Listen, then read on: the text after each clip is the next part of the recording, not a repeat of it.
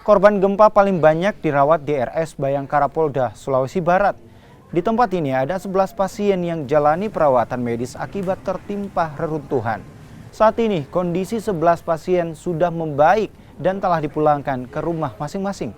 Saat ini RS Bayangkara masih menangani satu pasien tambahan yang merupakan anggota Polri. Korban terjatuh dari ketinggian saat terjadi gempa bumi. Pasien tersebut dirawat bersama pasien lainnya di dekat pintu keluar rumah sakit. Hal ini dilakukan untuk memudahkan evakuasi saat terjadi gempa susulan.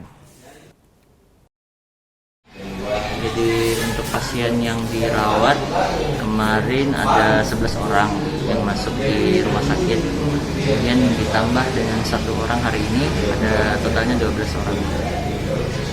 Alhamdulillah untuk yang pasien kemarin sudah pulang semua karena diagnosanya rata-rata keluhannya itu luka-luka di badan tapi sudah ditangani.